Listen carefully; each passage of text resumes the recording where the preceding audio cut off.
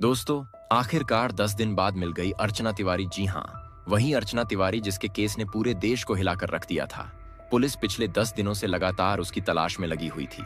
Social media पर तरह तरह की अफवाहें उड़ रही थीं। परिवार दर दर की ठोकरें खा रहा था और पूरा देश बस यही सवाल पूछ रहा था कि आखिर कहाँ गई अर्चना।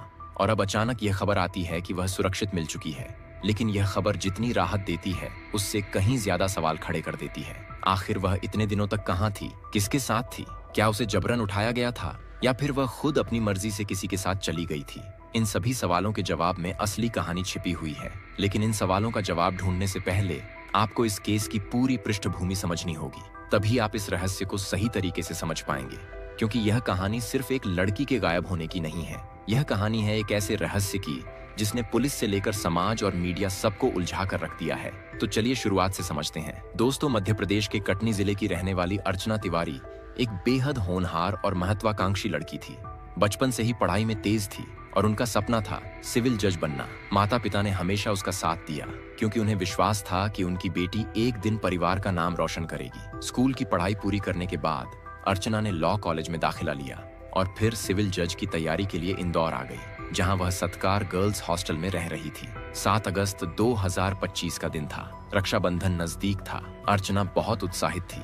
सुबह से ही उसने पैकिंग कर ली थी। राखियां, बच्चों के लिए गिफ्ट्स और कपड़े, सब कुछ अपने बैग में रख लिया था। दोपहर करीब 2:20 पर वह हॉस्टल से बाहर निकली। हॉस्टल के बाहर लगे सीसीटीवी में उसका आखिरी फुटेज मिला। कंधे पर बैग, हाथ में छोटा सा पैकेट और चेहरे पर हल्की सी मुस्कान। हॉस्टल रजिस्टर में उसने साफ लिखा था कि 17 अगस्त तक वापस लौट आऊंगी। इसके बाद वह इंदौर रेलवे स्टेशन पहुंची। उसकी ticket Narmada express train number 18,823 की थी। Coach B 3 seat number 3। शाम 4:10 पर ट्रेन रवाना हुई और अर्चना का सफर शुरू हो गया। रात करीब 10:16 पर अर्चना ने अपनी माँ से फोन पर आखिरी बार बात की। उसने कहा, मम्मी, मैं भोपाल के पास हूँ।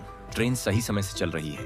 तय समय पर पहुंच जाऊंगी। आप पापा को स्टेशन भेज देना। माँ ने कहा, ठीक है बेटा, ध्यान से आना। अर्चना ने जवाब दिया, चिंता मत करना, सब ठीक है। सीट पर बैग रखा है, राखी और गिफ्ट साथ हैं, सब संभाल कर ला रही हूँ। फिर उसने फोन काट दिया और यहीं से कहानी ने मोड़ ले लिया, क्योंकि इसके बाद उसका फोन स्विच ऑफ हो गया। अगली सुबह जब ट्रेन कटनी साउथ स्टेशन पहुंची तो परिवार उसे लेने के लिए पहले से ही मौजूद था। लेकिन अर्चना वहां नहीं थी। उन्होंने सोचा शायद अगले स्टेशन पर उतरेगी, लेकिन उमरिया स्टेशन पर भी वह नहीं मिली। रिश्तेदार ट्रेन में चढ़कर उसकी सीट तक पहुंचे तो देखा कि उसका बैग वहीं रखा था। बैग में राखियां, गिफ्ट्स और कपड़े सब कुछ था, यानी बैग सही हालत में था, लेकिन अर्चना गायब थी। अब सवाल था कि चलती ट्रेन से वह आखिर कहाँ गई। परिवार ने तुरंत पुलिस को सूचना दी। जीआरपी और एसडीआरएफ की टीमें खोजबीन में लग गईं।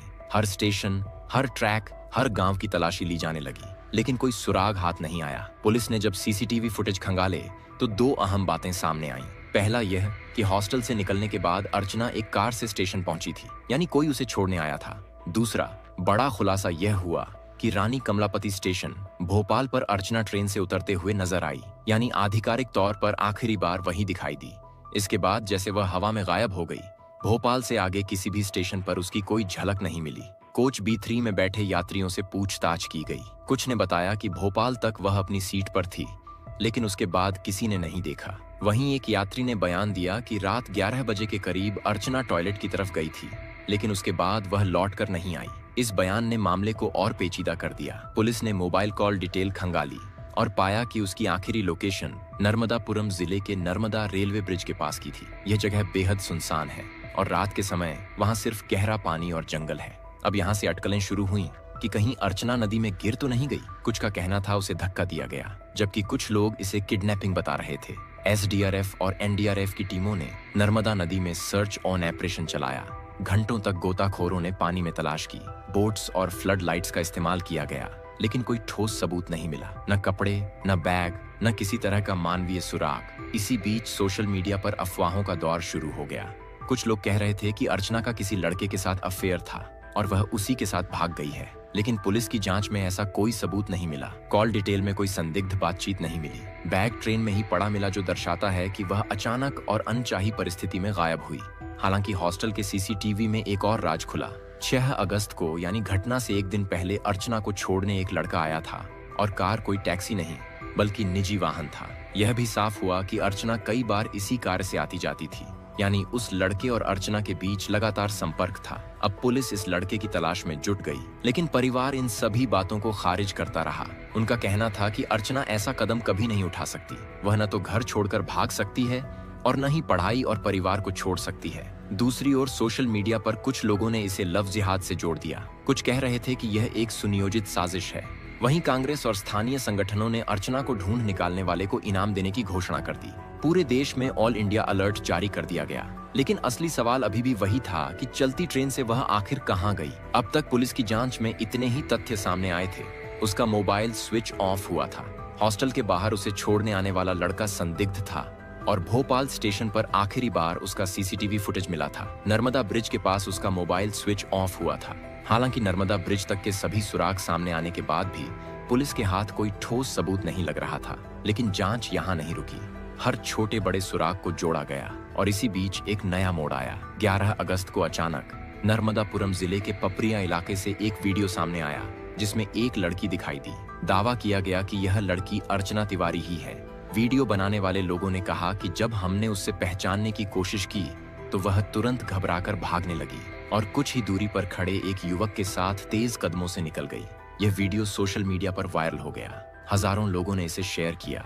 हर कोई यही कहने लगा कि अर्चना जिंदा है और किसी लड़के के साथ है। लेकिन पुलिस ने साफ किया कि अभी तक इस वीडियो की प्रामाणिकता तय नहीं हुई है, क्योंकि लड़की का चेहरा पूरी तरह साफ नहीं दिख रहा था। इसी बीच जीआरपी को भोपाल से एक बड़ा क्लू मिला। अर्चना जिस समय रानी कमलापति स्टेशन पर उतरी थी, उसके बाद स्टेशन के बाहर के फुटेज खंगाले गए और एक कार को संदिग्ध पाया गया। यही वही कार थी जो हॉस्टल के बाहर भी कई बार देखी गई थी।